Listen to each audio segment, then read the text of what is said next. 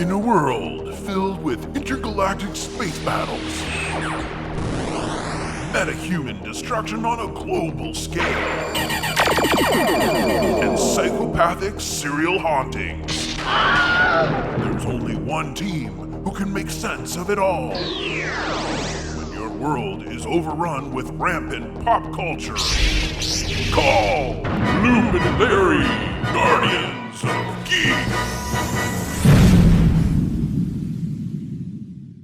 Yep, the explosions just keep coming. they never end. It really doesn't. Hey, everybody, I'm Luke.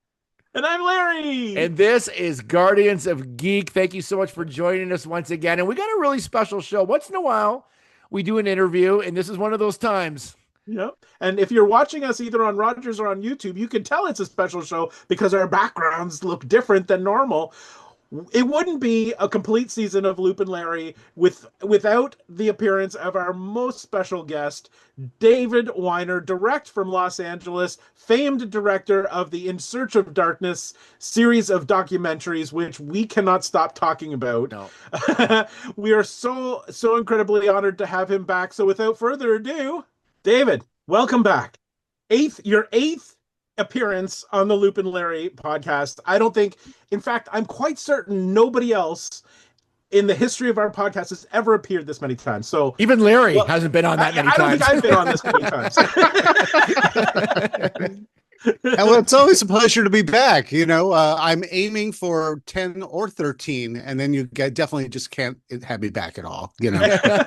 Well, as long as you keep pumping out the nostalgia and the memories, we'll keep having. I mean, we'll have you on regardless. You know, you don't have to have a movie to talk to us, but because you have something big a brewing, we wanted to have you back on to talk about your latest endeavor. Yeah, well, I'm chock full of nostalgia, and I don't necessarily have to put it on a Blu-ray to talk to you, but you know, I am very fortunate that I get to go up to bat yet again on another In Search of Darkness, and so this one's a really fun one because I think for our generation and for me and my childhood as a '70s kid, I think In Search of Darkness 70s is just like the icing on the cake in terms of getting to this point. Yeah, absolutely. Yeah. Did you know all along that 70s would be part of it? Or, I mean, because you started in the 80s, then went to the 90s, and now you're going backwards. Was the 70s always on the table, or did you think, you know what, we've hit the you know, the latest and greatest, let's take it back a notch or two. What do you think? We have a Wheel of Fortune that has every decade on it, and we just go. That's the way to do it. Please hit 70s. Please hit. Oh God, we have to do another 80s. The 2010s. What? Now you know, as many a horror actor will say, you know, there was never a master plan to become a master of horror. You know, that's the way, whether it was they're an actor or director or just that's what they're known for their career. Something hits and people want that from them. And, you know, these In Search of Darkness movies have definitely hit. But there was never, when we did that first one, and I was so excited to do the first In Search of Darkness that came out in 2019.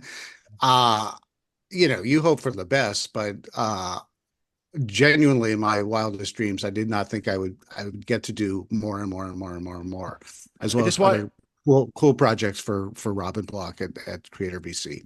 I just wanted to mention, just congratulations, because I just looked on Shudder here in Canada, and your last doc is the #1 doc right now. The number one on Shudder. Yeah, I'll send you the photo of it. I took a photo of it, so I'll put it up right now as we're watching this. But it's very cool. So the #1 show right now on Shudder. It is. I have to want to look. Because we also, don't ask me why, In Search of Darkness 1995 to 1999. There it is. Keep scrolling. See where 1995 is, if it's there. Because both of them, 1995 to 1999, came out first, and then people were like, "That's cool. Why did they skip the first half of the 90s?" You know, for those not paying too close attention.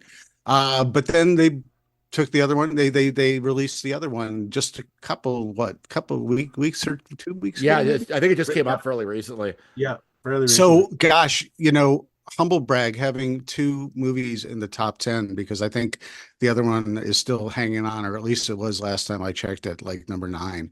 Yeah. It's something that is it's a validation for me, and I think all horror fans. I mean, I really genuinely say that. I think people really love this stuff, and because it allows them to revisit all of their favorites and help with their curation of their own lists. And Yeah. people have created podcasts where they go movie by movie by movie. That has been In Search of Darkness, which I think is absolutely wonderfully insane. But it's grist for the mill in terms of like here's a roadmap that we've got. Let's do everything that these guys at In Search of Darkness have laid out for us.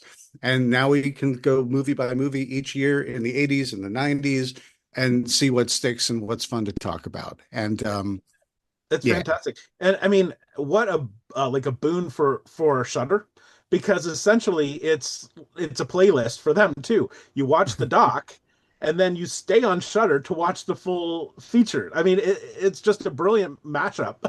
Yeah, many people have said at times like, it was on In Search of Darkness. Why don't you have it, Shudder? They have many, and they have so, but the thing is, every In Search of Darkness movie has 75, 85, 100 titles, if you do like 10 per year, and the 90s were half and half, 5 years and 5 years, but we packed as many as possible. But yeah, I mean, it's wonderful validation, but it also says everything about the community, and their passion for this. And it's not even really about support. It's like, holy crap, it's finally on Shudder. I could watch it, and if anything, it draws more attention to those who are the casual fans who are like, oh, I should check this out. Here it is, like you could see the first In Search of Darkness on Tubi, as well as In Search of Tomorrow is on Tubi as well, because they made a sort of an arrangement where Kickstarter films were going to, have what's the word? More eyes on them, more eyes on platform. Thank you very much. So anyway, it's very, very cool. I feel like I'm just like, as my 14-year-old son, I'm just glazing, right? Because, you know what that means? You know what that means? No. Our kids are older. I don't know. Oh, there you go. There you go. Well, I won't get into the Gen Z and, borderline Gen A lingo, but that's all. I'm just an unk, Yeah, that's right. It's true. That's true. That one I know. All right, can we talk the 70s just for a second? Because that's what we're really here for. The 70s to me, because I grew up mostly in the 80s. I was born in 71, so I grew up, I guess, as a little kid. The 70s to me were always a mystery. Like it was like, because we grew up in the 80s, the video store era, but the 70s stuff, there's something gritty about it and something I almost like realistic about it, documentary-ish about it, and mysterious about it that I'm getting into more in the last like probably 3 years, getting more into the 70s now. But I love it. I love the feel of a 70s movie. There's just something tangible about it. I can't describe it. Like it's just a grittiness to it. I don't know. Like what's your discovery of the 70s films as you're starting to dive into this? Here's the thing with a decade that you sometimes forgets. I sure forget, especially because the last two I did were half a decade and half a decade. So much changes over the course of a decade. And oftentimes, and I sort of covered this in Search of Darkness 90s too, the beginning of a decade really feels like more like the previous decade because the material that comes out, the movies that come out, the TV movies, the TV programs that come out, they don't immediately say, oh, it's a new decade. We're going to change our whole look and feel and what we're going to be doing. So the 70s, at the beginning of the 70s, at least, it feels like the late 60s with Hammer Horror and Amicus. Lots of exploitation stuff, lots of sort of drive-in grindhouse kind of stuff that would go sort of town to town to town across the country, North America, where you just start at one side and go to another. If it made it to the end, it was obviously good enough to sort of carry the road show over. But a lot of these films really were incredibly gritty. But the exploitation stuff was really big too, because the Hays Code stopped. It ended. And so what happened was the MPAA, at least in in America, the ratings, it was self-regulated. So what that meant was anything goes, we'll just slap a rating on it. So that meant at the same time, concurrently, that's the same word, same time concurrently, you Yeah. know. But concurrently, you've got movies like Deep Throat, and this is horror to some, but this is ultimately a trend where people are seeing that you could do anything you want, and people would want to see Deep Throat in their local theater, and respectable couples would go and see this spicy movie down the street. People, if you were around during that time, I was a little kid, where are my parents? Oh, they're at a key party. It's kind of like that. It's a different time, a different time. Yes. But I bring this up because, The Devil and Miss Jones or Behind the Green Door, these movies were allowing horror movies to be racier and racier. So even like a Hammer horror movie where you have the heaving bosoms, well, now you could have complete nudity, or at least partial nudity to complete movie. And they felt the need to do that just to compete and just to sell that sex. So you have that alongside movies like Texas Chainsaw, which is a total indie, which scared the bejesus out of me because I felt like that really did feel like a documentary to me. But you also have an incredibly cinematic feel to a lot of the films, especially as you progress through the era. And you have the validation from big studios doing things like, after Rosemary's Baby comes out, all of a sudden people are like, wait, devil worship and the big studio, let's do The Exorcist, this book, this William Peter Blatty book. And next thing you know, people are lining up around the block and also saying, I barfed and passed out because it was so frightening. But studios are seeing ka-ching, ka-ching, ka-ching. And studios are also not quite knowing what's going on because all their sort of happily ever after, very polished musicals and dramas and love stories are not doing as well as, say, Easy Rider or Bonnie and Clyde. And so next thing you know, they're letting this new Hollywood sort of decide what should be happening. And you get all these, and then I'll shut up because there's so much to cover. But there you get all these great names, so, De Palma, Cronenberg, Romero, Friedkin, Spielberg, Craven, Scorsese, Scorsese, but Dante, Scorsese, he's doing Taxi Driver and things like that. People are looking to that, but I'm talking about these names in horror. Right. This is their training ground right there. But even just the mainstream movies, you got Taxi Driver and Mean Streets, you've got Network, you've got Dog Day Afternoon. That was all grit. That was all about the counterculture and the underdog. And the whole era was reflecting conspiracies, lack of faith in government, post-Vietnam malaise.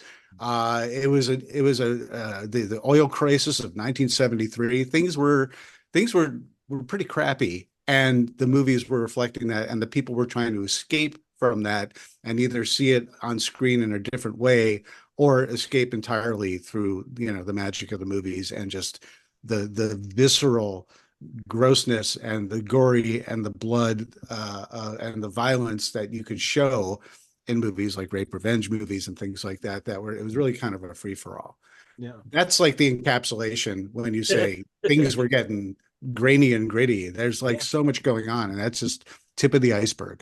I totally agree. I was going to bring up the whole sort of world climate at the time because it was each decade that you've done has had a different sort of political and social attitude, right?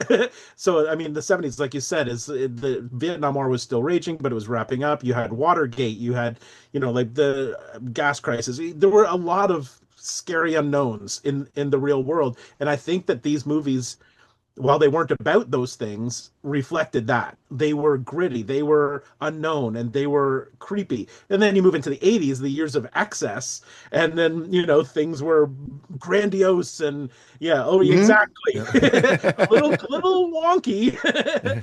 So it's interesting to look at the way movies were made in these various decades and compare them to what was happening surrounding them at the same Yeah. time, because it's very reflective. It It's really funny. It's like, the 60s were LSD and dropping acid. The 70s were smoking pot. The 80s was cocaine and the 90s was heroin. And currently it's just, what, and then I guess in the 2000s or even in the 90s as well was the, ecstasy and all that kind of Yeah. stuff Yeah. like that. But, Yeah. I bring up all these drugs because it's like you could sort of like assign one to each decade, and it was sometimes it would come through in the popular culture as well, and very much influenced a lot of these films as well. Yeah. Yeah, it was a very interesting time, and what I can say about revisiting this in preparation for In Search of Darkness 70s is, as a kid, because I was born in 68, so I was totally a 70s kid.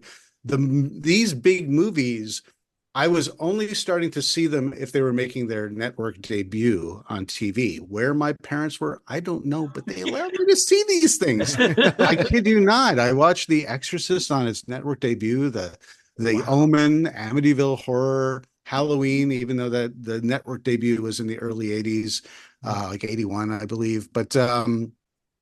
somehow I Let was me seeing. interrupt you. How in the world did they have a debut for The Exorcist? What? How much of a movie would Well, that it have was been? about 5 minutes long with Exactly. they included more footage of the doctor smoking Yeah. during the examination. Yeah. Seriously, very extended scene at the That's probably the party. most shocking and horrifying thing about that movie is, Reagan is going through all these horrible medical tests to see Yeah. what's wrong with her. And then the doctor's giving his sort of, his opinion, and he's just like, Nope. Oh sign it yeah. off. It was the 70s. Yeah. And I was rewatching Alien not too long ago, and something that I did not remember, and it's no big deal, but in the big chest burster scene when they're all sitting around the table before Kane, the chest burster thing happens. You've got Lambert just smoking a cigarette while she's eating her food where everyone else is. And all I could think of is just like, oh, really? I Yeah. guess that was, these I'm just glad that that has evolved. That's my own personal thing. But I gotta say, so here's the thing with all these movies, as a kid growing up watching these movies, I watched Hammer horror movies on TV. I watched Corman movies on TV, and a lot of these network debuts. And just my world was monster movies. It wasn't horror. It was monster movies. It was creature features. It was Yep. Godzilla movies. It was King Kong, that kind of stuff. But horror really was genuinely creeping in to my life, and I was getting a real sense of that. Even the Amityville Horror was a big deal because I grew up in New York, and the book before the movie came out, everyone was talking about this as a real haunting and a real murder, and I had to read this book, and I read this book when I was in fourth grade, Oh, covered to jeez. Oh jeez. right. That is a big reveal. And then didn't That's a sleep very- for a year. Yeah. I was confident Jody was right out my window. Jody the pick. But what I want to make sure I get to before we get to whatever we're going to talk about next within 70s horror is that in coming back to rediscover a lot of these films and itemize them and curate them and figure out what we're going to do, I realized that there's so much more that I never even knew about because I either associated it with 60s or I just thought it was a different title or I just genuinely like, they made that movie? How cool. Joan Collins did how many horror movies before Dynasty, including Empire of the Ants, where she's fending off giant rubber ants and stuff like that. There's a lot of really, really, really, really amazing stuff. And I've been having an absolute blast doing my homework, sifting through all these films, trying to determine me as the completist, what should be in this documentary. And I got to tell you, I'm at a loss because there's no way I could do it all. Yeah. So So you guys are going to get what you're going to get, and I hope you're happy with it. And love it. Exactly. So are you finding it now that you've done the 80s and the 90s? Are you finding it more difficult to focus on the 70s because of the volume, because of the stars that appeared? Of the decades that you've done, and now you're working on your third. Which did you find the hardest to to fit into a 5 hour documentary? I think this one is it's I think it's more obviously a challenge based on the people who are in front of the camera or behind the camera. I want to get as many of those folks, and I am getting many, many great names that I'm very excited to announce down the road. Yeah. But I'm finding it these folks are in their 70s, they're in their 80s, even in their 90s. There are some people who are younger and they're in their 60s or their 50s if they were like a child in a film or a teen in a film, or just, early 20s. But fundamentally, I want to, this to me, out of all the films I've done, I feel is the most indelible time capsule I might ever be putting together, because these folks are getting older. I'm getting older. Look at all that gray, Yeah, same here. Yeah. But it's one of those things where that's definitely a challenge. And I think, a lot of the folks who I have who are experts talking about these movies, there are plenty who are really, really knowledgeable, and we're going to have some great insight. And having filmmakers who are contemporary filmmakers who just love that era and were influenced by that era, I'm having as well talk about their favorites. But still, there's the ones that are the real obscure ones that I really want to bring to the table, the more eclectic ones that I want to bring to the table, that I'm kind of having to assign homework to people, please watch this or rewatch it or learn it. And I want your contemporary, recontextualization of these movies from 50 years ago. Yeah. But it's not like, even the most hardcore horror fan, when you're talking about movies from 50 plus years ago, unless you were just like a 70s, 70 file, decadophile. It's sounding like I'm saying pedophile, so I Yes. should back it up a bit. Yeah. But the cinephile, who really knows their stuff, people have to do their homework. I've definitely had to do more homework for this, and I'm happy to do it. It's a crazy decade because there's a lot of things we could talk about. Like there's a lot of tentpole movies in this decade. Maybe we'll just start with that. Like there's a lot of huge movies that it went on to have plenty of sequels, including the one you're wearing right now, which is like, I think I saw Amityville Toilet not that long ago. It honestly, I think has best the most, one yet. Yeah, no. I think it has the most sequels of any movie ever, because anyone can use the Amityville name.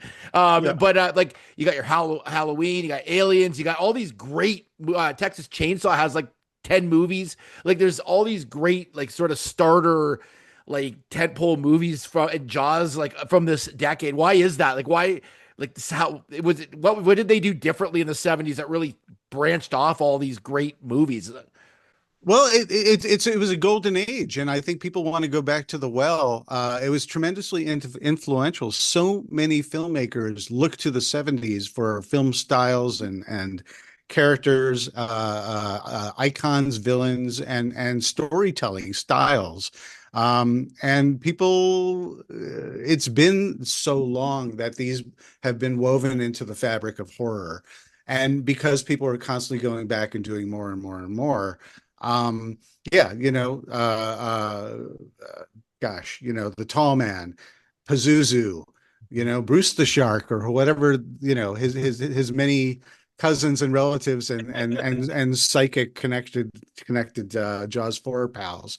Or even just like if you think about like going down the Jaws route, Jaws was so influential. I'm changing the subject a little bit. Yeah. The blockbuster was something that really came of age in the 70s. Mm-hmm. You had The Exorcist, but Jaws really blew literally and figuratively everything out of the water, to the point where every studio wanted to be like, oh, you could do that, I want the gold in our hills, and then you have Spielberg and you have Lucas. Lucas did not do horror, but you know, between Star Wars and Close Encounters and Jaws and all that kind of stuff like that in the 70s, the studios were realizing that you could just knock it out of the park and do a wider release and really make a lot of movies. And so I think filmmakers are just looking back at these things, and you know, anyone who looks at it, you know, the rip-off quote unquote film, or knockoff film, quote unquote, you know, it did not originate in the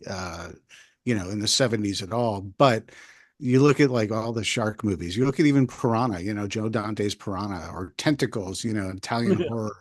You know, I remember watching Tentacles because I'm like, well, I wasn't allowed to watch Jaws, but Tentacles is on TV. You know, I'm gonna watch that.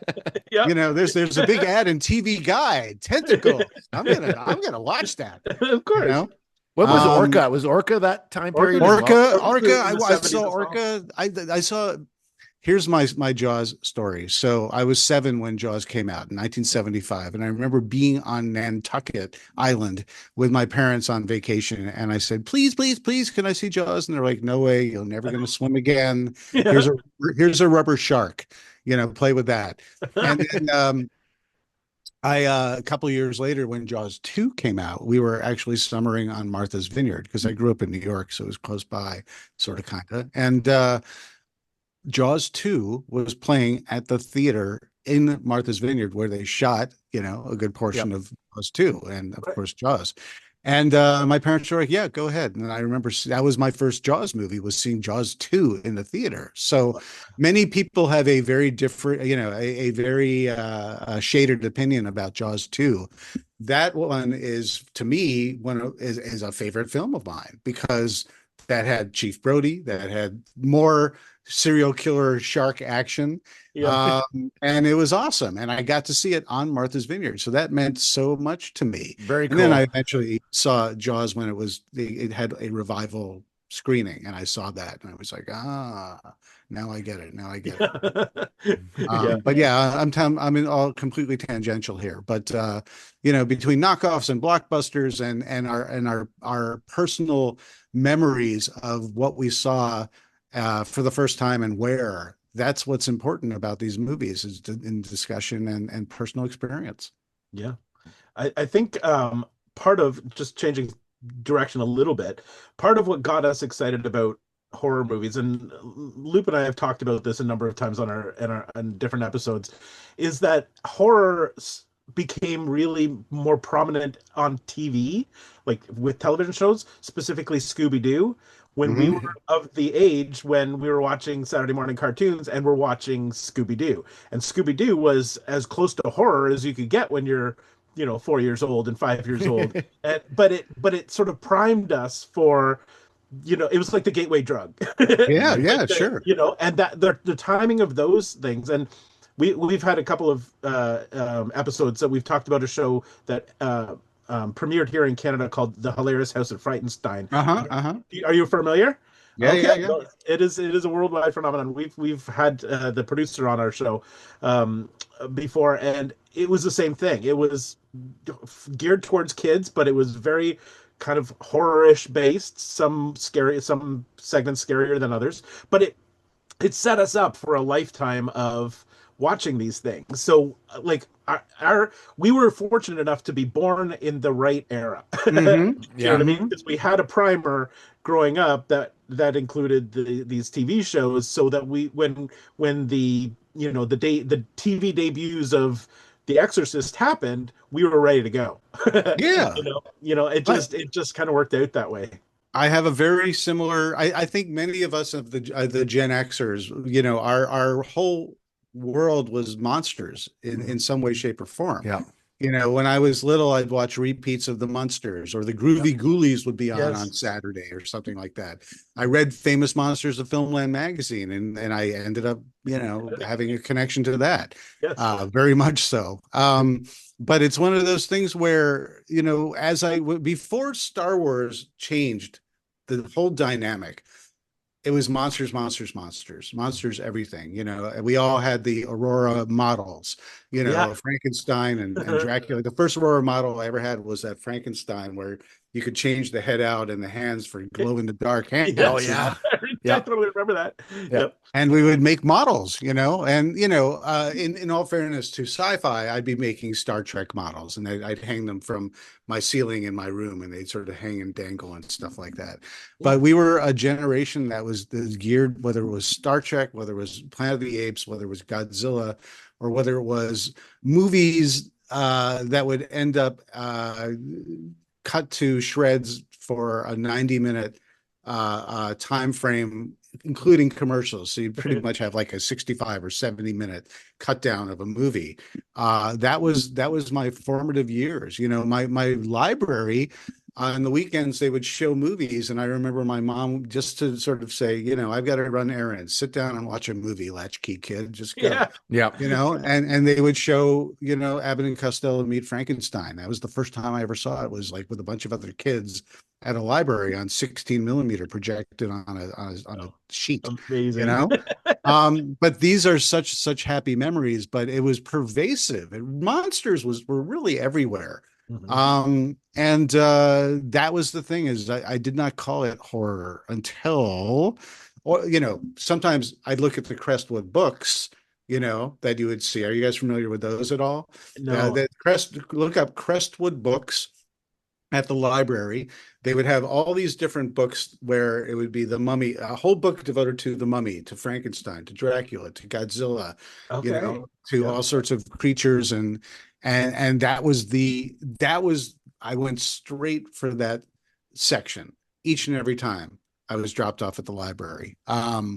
These are just happy memories. I mean, I could get all like verklempt thinking about it, because it's really formative, to me. And so when I realized there was way much more and more satanic things, and vampires were a lot sexier than I realized, other than Bela Lugosi or Christopher Lee, or other random vampires that would haunt repeats on TV, or Saturday afternoon matinees, between commercials. My first rated R movie, I just took my son to his first rated R film, Backrooms, and he's 14. And all I could think of was when my dad took me, when I was 11 in 1979, to my first rated R film. And there's a long story there, but the nutshell is I begged and begged and begged, please take me to see Alien. And my mom, yet again, you're going to have nightmares. You can't. But I'm like, I have every book. I have the tie-in. I have the big photo novel. I have the heavy metal, comic book, graphic novel.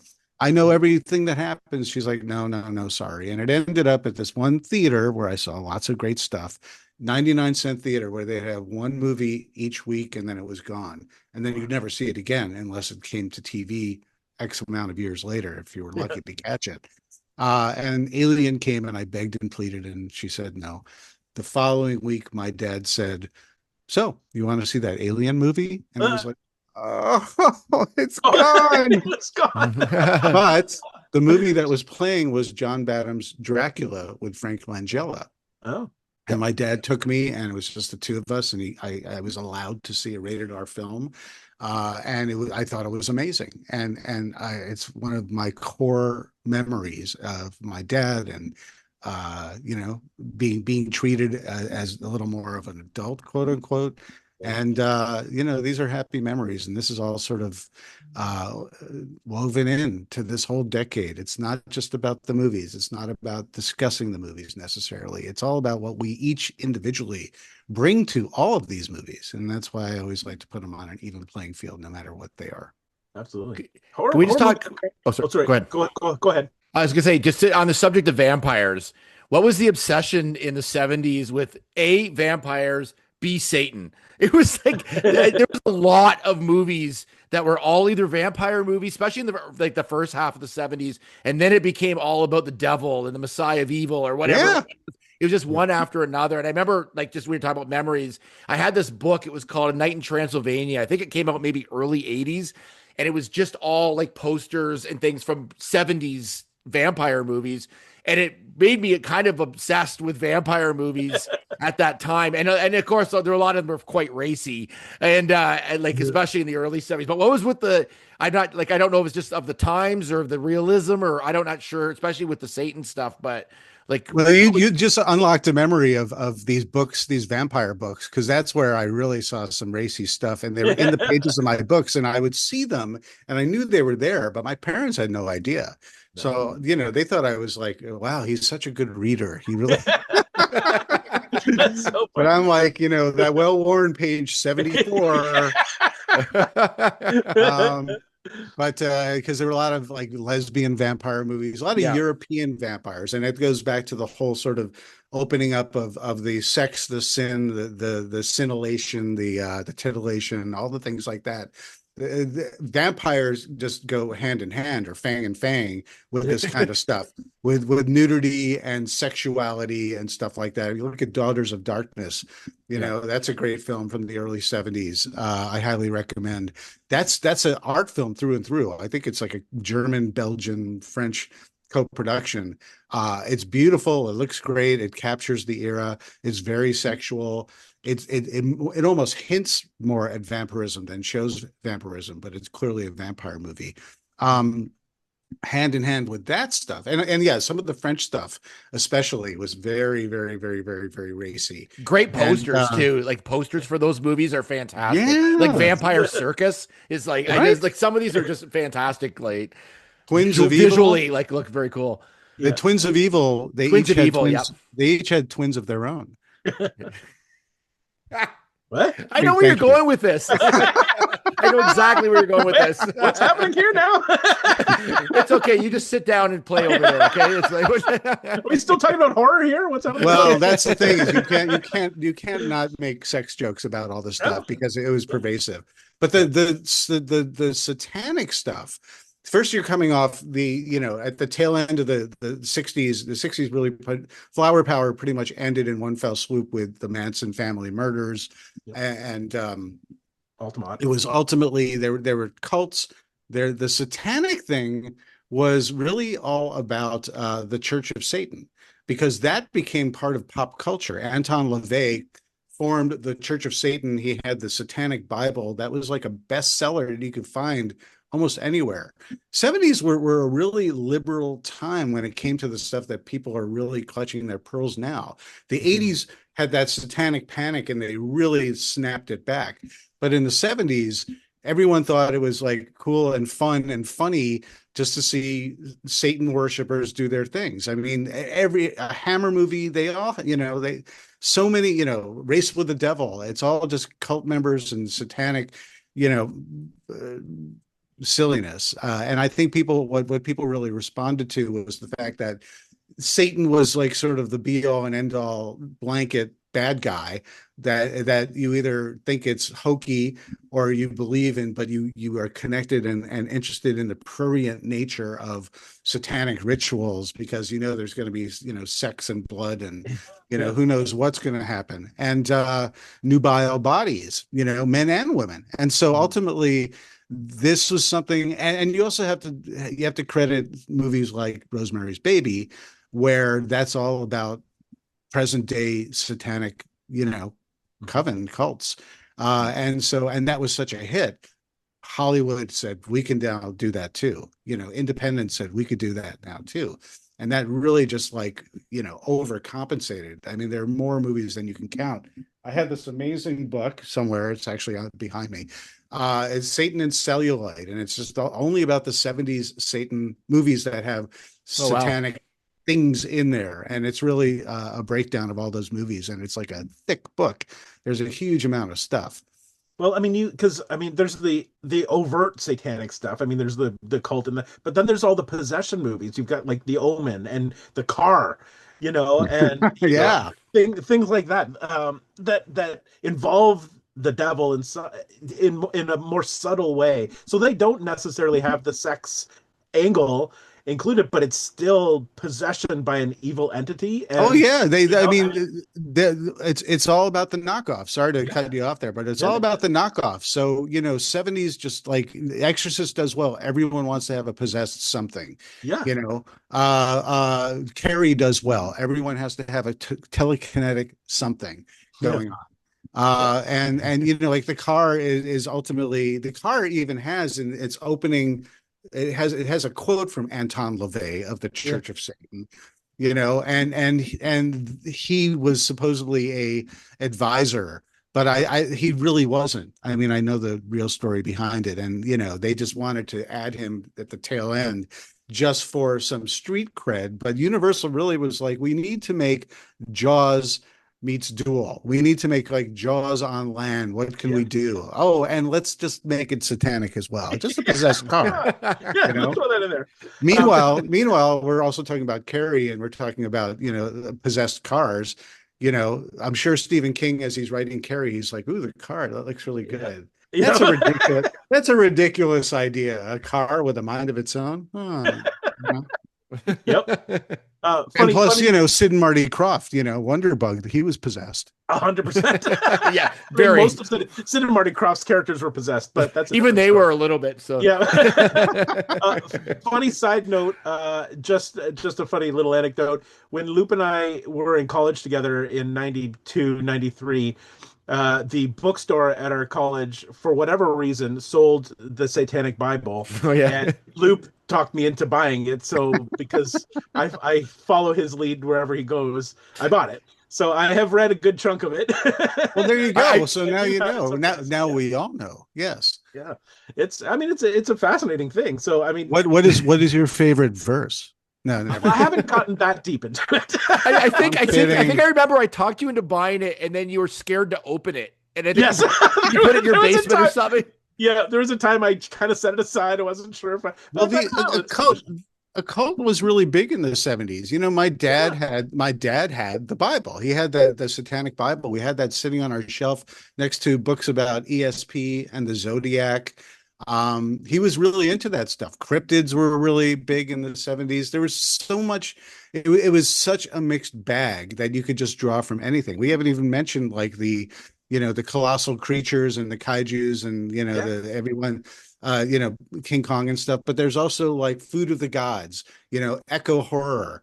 After Jaws comes out, everyone wants to have Jaws, but something else. So you have like Grizzly, or you have Piranha. Yeah. You have Day of the Animals, where all the animals turn on us. You have The Swarm. You have Empire of the Ants. I mean, don't forget about the Attack of the Killer Tomatoes.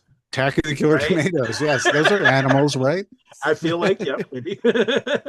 But yeah, so I mean, subgenres really, really just take off. I mean, we haven't even mentioned Giallo. I mean, Giallo is a huge. Oh yeah, I was going to ask you about that. Yeah, I'm a huge fan of it, and I got into it maybe 2 years ago, and I'm like, the Italian horror is just. I love a good snap zoom. And they've got them. They've got it covered, and I just love the idea of it and the way all these movies are presented, like Deep Red and these kind of movies. I can't get enough of them. Well, Argento really, among all those other names that I mentioned at the very beginning, Argento belongs, firmly there. He's got Bird with the Crystal Plumage. He's got Deep Red. He gets to Suspiria, and that's the one that even the casual person has heard of Suspiria, if not seen it. But Bava, all these amazing filmmakers. I just met his son, actually, like not even that long ago, Liberto. Oh, you did? Yeah, I just met him. Like he came to Canada for whatever reason, and I was able to get a photo with him. It was really cool. Are you talking about Lamberto Bava? Yes. Or yeah. Yeah. So it was very cool. I'd never met him, and I mean, obviously, and he was very Italian. Another thing that I think is an important thing, because there's a million things to talk about, is the poster art, the marketing of these movies, the trailers. The trailers were crazy because they would either tease something that the movie didn't even like have in it. It was just sort of an idea. It's just like the scariest thing you'll ever see. You'll never be the same. you know, Well, you know, and don't forget squirm, and you're like, I'll never be the same because I'll never be this bored again, you know. and don't forget the constant reminders that you're only watching a movie. Right? Many people only, did that, whether it was yeah. Last House on the left or what, Magic. Magic? Yeah, we Yeah, all did it. Yeah, people seem exactly. to forget. And well, here's another thing too, is when people look to the 70s, there were all these amazing stars. You know, you got Oliver Reed and like Burnt Offerings and the Devils. You've got, you know, Anthony Hopkins before he was really a household name, of course, later with Silence of the Lambs and everything going, but he was in a lot of great stuff. And you know, a lot Kirk Douglas did a bunch of things. You know, there's just all these amazing very, very well known, very well respected actors doing their thing back in the day. Yeah, it's a history of Hollywood. And I think too, and I think this is the case no matter the decade, horror is a bit of a rite of passage.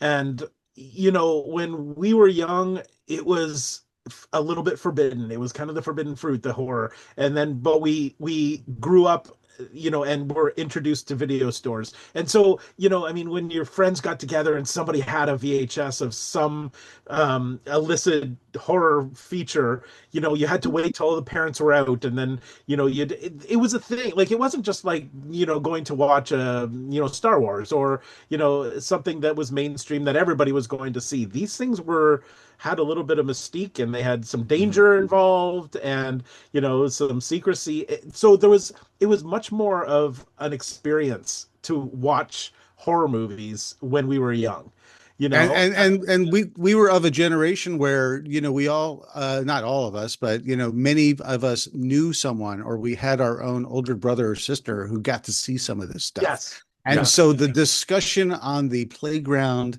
you know, about, you know, whether, or even like, you know, if someone saw Salem's Lot, the TV movie the night before, everyone's talking about it, whether you were allowed to see it or not.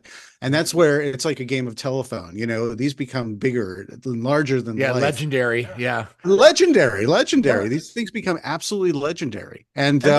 And they weren't easily accessible. Like, they weren't, you know, you couldn't, like, now you could just download it. You could just stream it from whatever service, and everybody has the same service. You had to physically find you had to go out and search down a copy of these things. So, you know, it was you had to devote time to being able to see these things. And so, I think for the youngsters out there, we have to remind them that if you missed it, it was gone. You couldn't watch it on videotape. You know, you couldn't, if you didn't see it in the theater, you had to wait for it to come on television. That was kind of the way it was until, you know, the late 70s. If you were wealthy enough, you know, you could have your own video player that looked like that was as big as a coffee table, you know. Yes. Yep. But it's one of those things where we lived and died by the appointment television, you know, or if it, like, you know, my story where I begged to see it. I had one final chance at the last stop before Disappearsville in the 99-cent theater. But if you missed it, you missed it, you know, and that was that. And you were just like crushed because, oh, now I just have to, like, you know, talk to my friends who saw it.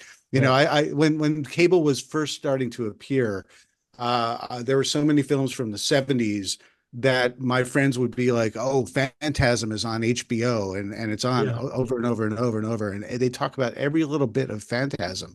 I knew everything about Phantasm before I saw Phantasm, just because my friends would talk all about them. And I would talk about it as if I had seen it because I didn't want to be the guy who hadn't seen it. Right. So I talk about The Brood. I'd talk about Phantasm. You know, I'd talk about The Hand. That's early 80s. But, you know, I remember these films where I'm like, I gotta, like, beg to have a sleepover with a friend who's got cable so I could see these things. Yep. Or you'd turn on the channel, like the super channel that was scrambled, and you'd watch it for like the 3 seconds that it would clear up, and then it would go. Well, that goes back to the porn, Larry. Yeah.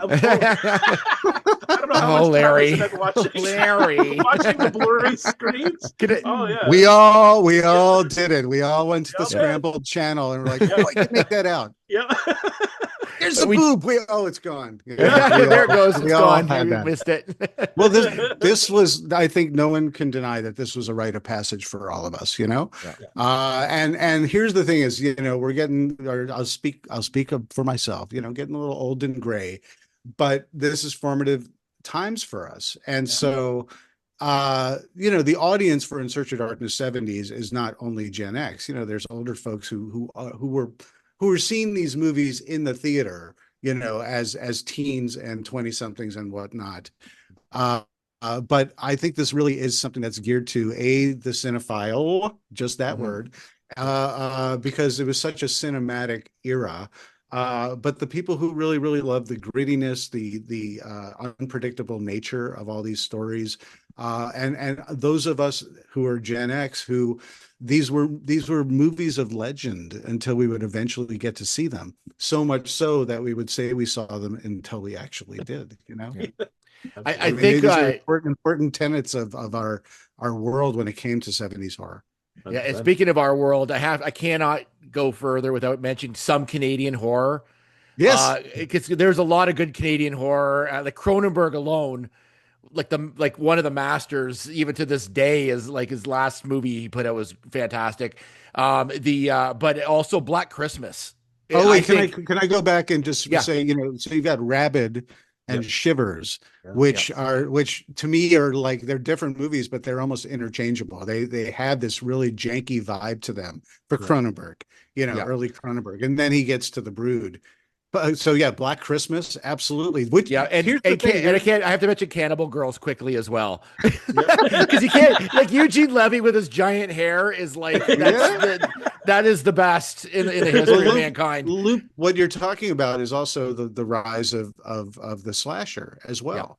And I mean, I don't think we've mentioned Halloween once. We might have mentioned Michael Myers early in the beginning. We'd sort of kind of take that for granted, but John Carpenter and Halloween, that was brand new in 1978. I remember that. Here's my goofy memory of Halloween before I actually saw Halloween. And that's, people would talk about it. Everyone was saying this is like the movie to see. I was way too young. I didn't even ask my parents because I knew I wasn't going to be allowed to go because I was 10 years old. But I remember seeing the tie-in novel at the bookstore. And on the tie-in novel, you have Michael Myers is actually in this white sheet, and he's got a jack-o'-lantern head with a knife. And so I thought that was like a key moment from the movie. So here I am when I finally see Halloween. I'm like, when's the scene? It's not gonna happen. He's there wearing a ghost with the glasses on. He looks kind of goofy. I want to see the jack-o'-lantern scene. No dice. That's so funny. Yeah. We all have these memories, and I just think it's so much fun, and you never lose the love for this genre. I mean, because it was, like you said, it was part of our formative years. We grew up with this. This is what formed our future watching habits and our so it really is. All of these stories are so fundamental to who we are. It's just so, and that's what makes these docs that you are creating so exciting for us all, is that you've put into 5 hours or 12 hours or literally our entire youth. I mean, so once this one is done, so real quick, and I don't even know if you can answer this question. Will this be like a 70 to 74, 75 to 79? No, I could definitely answer. We're going back to the decade format. So this will be the entire decade. And that's why I said at the very beginning, there is no way I can do it all in one go. So if this does really well and people are really, people have already responded more overwhelmingly than any other In Search of Darkness, in terms of the people who filled out our survey and have just said more, 70s, this is it. I want this, please do it. Please do it. Please do it. And so I'm so excited with the hive mind that I've been able to sort of pick the brains of what people have said that they want. There's easily like a top 30 of, like, you could just off the top of your head, if you're even a pretty casual 70s horror fan, you could, if you think about it, you could pick 30 titles that were incredibly influential and popular and huge. But there are some titles in there that I was just like, really? So like this one's in like a top rank. and people want this. I kind of thought, I Spit on Your Grave was like rape revenge, but not necessarily horror, that kind of thing like that. Or Last House on the Left. There's certain subgenres, that people are clamoring for that I was like, oh, okay. I figured Last House on the Left, but I didn't think I Spit on Your Grave would rank so high. So these are things that help me because I don't like to live entirely in a bubble. I like to see what the community really values and would really love to see us talk about, and so that's very helpful to me. And so the idea is we'll do the whole decade. And if we get another, if people say this is awesome, please do it again. We'll do yet another 70s, most likely, but who knows? Maybe people will say enough is enough, David Weiner. They'll never say that. I think we can speak on behalf of everyone, the entire horror community, when we say there will never be enough. Yeah. These things really are an event. And when you announced In Search of the Darkness 70s, Loop and I both were like, we literally lost it. We're like, we are so super excited about this. Yeah, we've said that with the 80s and the 90s too, but there is something, and I think we've covered it now. I think we know why, that the 70s has for us. There is something, emotional about that era that really screams out, our childhood, and you need to document that. There's a certain aesthetic that's almost impossible to articulate unless you've been there. To just sort of embody what 70s horror is about. At the very beginning, you were sort of saying it with the grittiness and element like that, but there's so much that it embodies what this decade is about. I'm just excited to try and bottle that the best I can. And it's challenging, but it's also not so hard because these movies really speak for themselves. And lining up just Murderer's Row each year of all these great films that are well known to mid range in terms of people knowing them, to eclectic. I plan to return to that balance for each year that we go through in the decade, and I think it'll just be fun. I think, and if anything, I really love how these movies that I get to make, these documentaries, inform a whole new generation about a previous decade that they just don't know much about. And the younger generation who loves horror, they're looking for curation. They're looking for someone to guide them and a hand to take them down the video aisle, so to speak, and say, this one's good, that one's good. You should definitely check this one out. And they all run to the letterbox and say, what else can I check out? And, if that's what these are ultimately about, how cool is that we get to sort of show a whole new generation what we loved, and they can share it with their future generations as well. But at the end of the day, we're an indie company. We're not some studio entity. We're not some big streaming entity. We're a indie company that takes absolute pride, blood, sweat, and tears, making these documentaries for the horror community and also for ourselves. So, we have these crowdfunding at the very beginning, a pre-order, and then we make the documentary. I'm well into production now. About a year from now, we'll have the final film done and ready, and you'll get to see what I've been working on. And, it's very important now just to spread the word. And being on Loop and Larry for the 578th time is something that brings me joy, because you guys get it. And I get to talk about this stuff, but I also get to spread the word about going to insearchofdarkness.com until July 1st. And the merchandising is going to be different this time too. We're going to, usually with the, look what you have over your shoulder, Larry. You have all these cool things. I really appreciate your loyalty. Hail Satan. And so, but this time we really want to make it a more premium package to reflect how such a cinematic decade this is. We're going to do with the Blu-ray a really very, very quality slipcase that is going to have the Blu-ray, and it's going to have an 80-page companion book. Wow. Okay. Amazing. And then all the other cool bells and whistles. If you go to our site at insearchofdarkness.com, you'll see all the cool stuff. And the things that you love, you could still get as add-ons and upgrades. If you miss some of the documentaries from the past, you can get those. If you missed like Aliens Expanded and The Thing Expanded, some of our other stuff, previous In Search of Darknesses for 80s and for 90s, you can get those.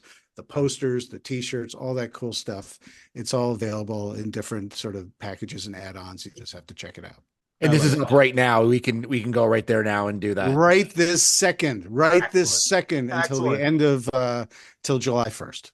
Perfect. Well, you know that Loop and I will be, as soon as we're finished talking, right on there, because I need a new poster to go with the other posters. And I think I've said this every time you've been on. Those posters are so good. They are so phenomenal. You just look at them all day long. And if you guys haven't seen the insane, awesome, cool trailer, you can see that. If you haven't seen the 2 new posters, same guys who do our posters. So you've got Dave Morrell, who always does a very, very cool poster with our sort of we don't have an official name for him, but the host with the ticket, the skeleton host. Yes. Yeah, he's a ghoul. We can't call him the crypt keeper because that's taken, we were calling him the grave digger because this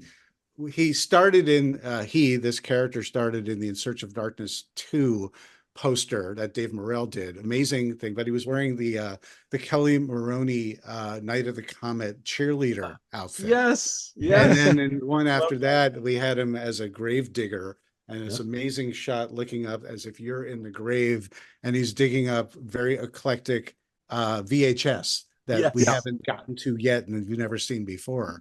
And then we did all these really cool ones you could barely see, but for the 90s, a hallway, for all like the teen stuff for the second half of the 90s, a big maze for the first half of the 90s, exploring new territory.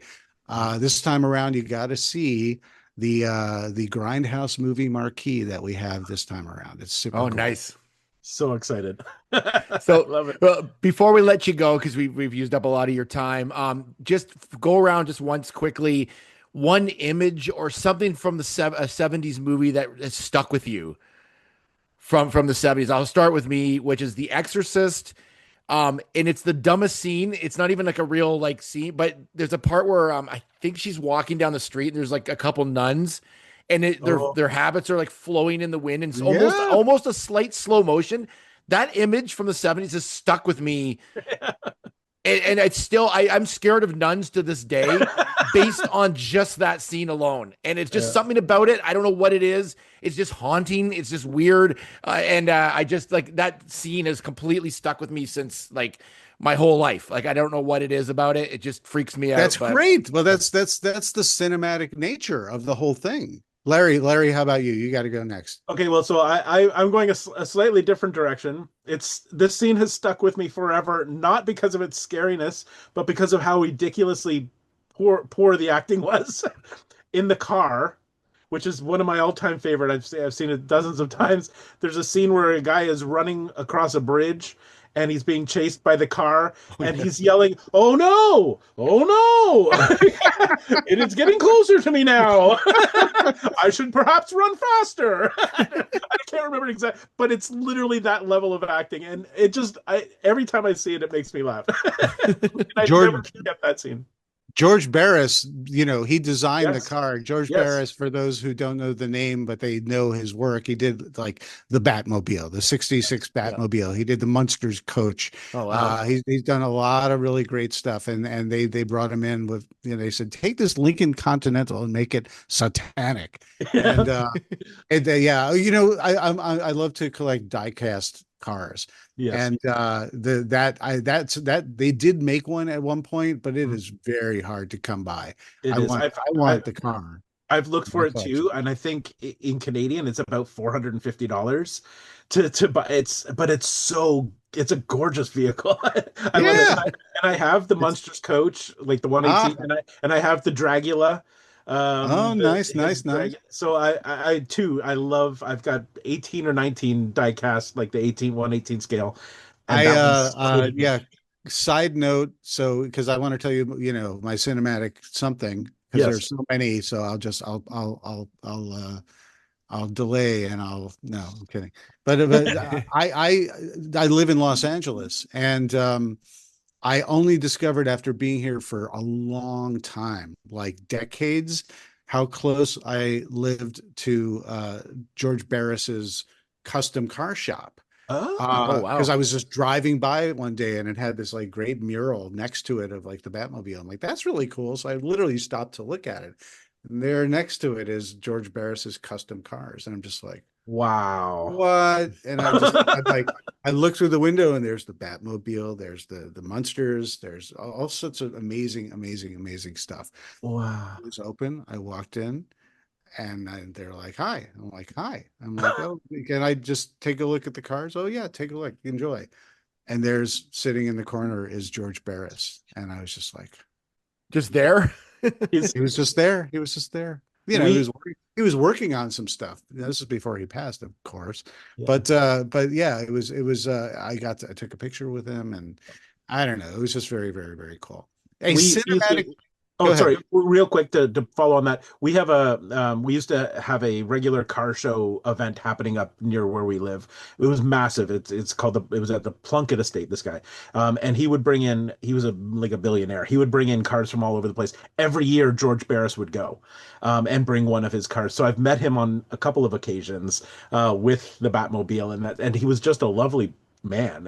Yeah, so I'm super excited that you got to go into his workshop. That would be like Mecca for me. I would love I would love to do. He's like, you know, we were a generation who would absolutely revere the makeup artists, you know.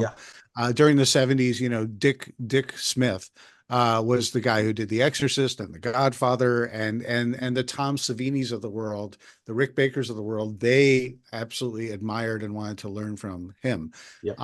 But you know, hand in hand, someone like George Barris in the 60s and the 70s, you know, they were the gods where you knew this guy's name and he was just the guy who made the cool cars, you know. Yeah. I mean, so there's something to that, which is very cool. It's very cool. But you ask an unfair thing. You know, there's so many things, you know, cinematically, but I've been on a George Romero kick as of late.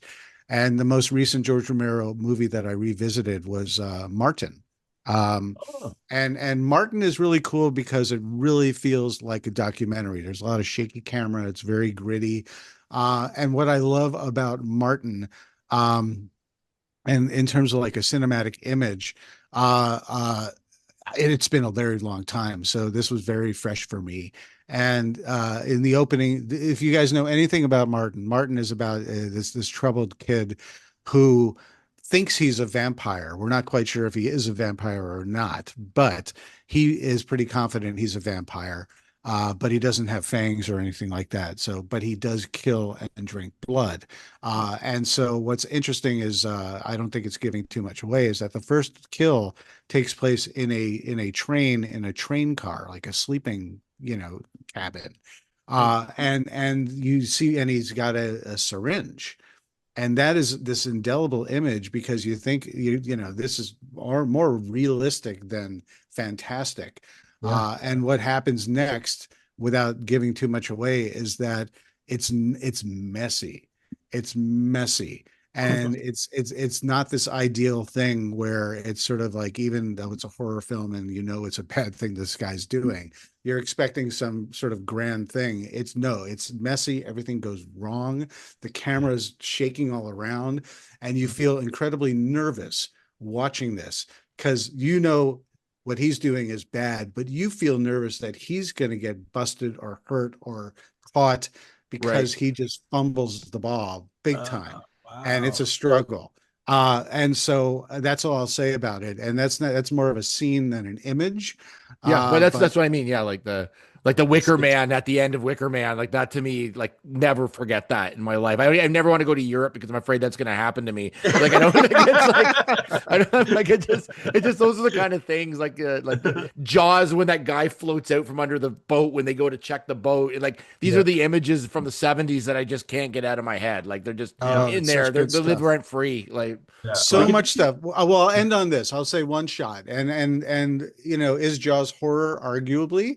But what I love about Jaws is that vertigo moment when Brody first sees his first You know, he's sitting on the beach. Oh, You have the Vertigo. Oh, You have yes. that dolly. the Spielberg, You know, and the Spielberg. patented- Well, they call it the Vertigo dolly because yes, Hitchcock was doing it. yeah, But ultimately, that is perfection because that's the pivotal moment when it's real and it's real for Brody. And you see him because he's there to make sure this doesn't happen, and it happens before his eyes in front of everyone on that beach. That is like a bravura moment in all of cinema, and it just happens to be aligned with horror. And it's just there's so much to dive into. I get excited talking about it. I've got to go watch some movies, David. So thank you for you got me all pumped up now to go see films. I got to go over to Larry's. He obviously has a bunch behind him. Like, but thank you so much. Like, we do really appreciate you being on here. You're just a wealth of knowledge. Sometime we'd love to have you on just to talk famous monsters at some point because yes. because I know that's a whole area too that we've never really dived into. But I know you have obviously a wealth of information on that for sure, having edited and stuff. So we'd love to get you on for that at some point. But there you go. There is Awesome. literally just one of those little. There's Furry Ackerman there. When I was working Yes. at Famous Monsters, when you like write a little thing and you include it with the magazine or a gift or something like Yeah. that. Oh, that's amazing. That is I have a very big cool. Stack of these just handy. So So thank Very you so useful. much. We do appreciate it. And again, how do people get this stock or get involved in this stock? yeah, they definitely everyone should go to insearchofdarkness.com. And you can see all the cool stuff there and spread the word. Go to socials. Our socials are it's still at 80s horror doc. If you go on X, Twitter X, Instagram, Facebook, that kind of stuff like that. But in terms of finding us to just sort of to purchase this, just go to insearchofdarkness.com. That'll take you right there. All right. Thank you And so you much, will. David. Thank you guys. As always, it's an absolute pleasure. We could do another 4 hours of this, but And we I will. won't We keep will. you. Thank you so much. I am ready to right now just to go out and get this doc. I have to see it like instantly. How can we possibly wait a year? I Is there know. some way we can be put in cryogenic, like a cryogenic state for the next year and just be woken up when this thing's ready? Come on. There's so many things too. I really wanted to talk. Like we didn't even I mentioned the Wicker Man at the end, but we didn't really talk about the Wicker Man. Like there's a lot of stuff that we didn't really get into, like that I kind of wanted to. But it's just there's only so much time to kind of like dive into it all.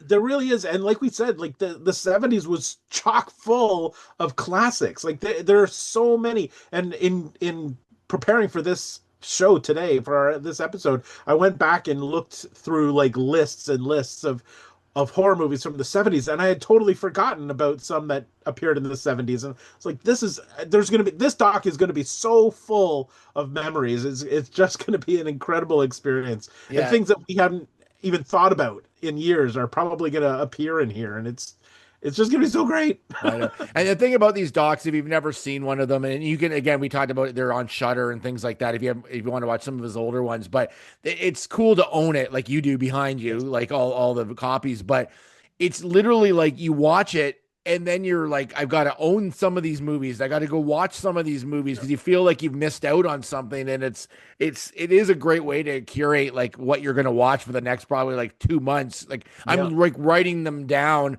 and it even got to the point. I think the last one they actually listed every movie that was referenced. Yes, Because yeah, that's they what actually people are sent. doing. Yeah, they actually provided a checklist so Yeah. you could check off. They're literally like a modern day encyclopedia of Yeah. of horror movies from the whatever decade you're watching, 70s, 80s, or 90s. Like it Yeah. literally is. This will go down in history as the reference point for horror, for all horror. I mean, generations from now, researchers will watch these docs to learn about what was important and what people enjoyed watching because they're that valuable. And this one's gonna be interesting because he mentioned at the beginning, like some of these people are quite old, like were in these movies. So this might be the last like kind of interviews they may do for anything that has to do with these movies. So that's actually like really cool. It'd be a really good time capsule of what happened in these movies in the 70s. So I'm really super excited about it. So Me too. Yeah, and I mean, he's got a track record of perfection. So they always deliver. They always deliver. Over deliver. Over. Yes, absolutely. Yeah. So exciting. So exciting. So, anyways, thank you so much for joining us. We've got one more? I think we've got one more episode to do for season 8, and then we're going to wrap that one up and then start prep for season 9. Season 9 already. That's insane. I know. So crazy. Yeah, So crazy. we were only like 12 years old when we started doing this. That's the weird part. Yes. Yeah. Yeah. I think that's right. That seems about right. So again, go to our socials, and then check if you have any ideas or anything you want to throw at us. We'll take them. And thank you so much for joining us. We'll see you next time on Loop and Larry, Guardians of Geek. Bye-bye.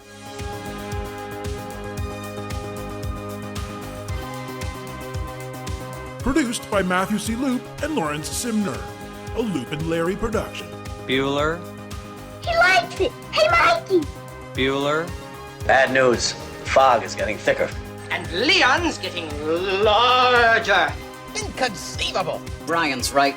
It's an elf. Wax on. Does Barry Manilow know that you raid his wardrobe? Oh, Captain, my captain. Life moves pretty fast. You don't stop and look around once in a while, you could miss it. Wax off.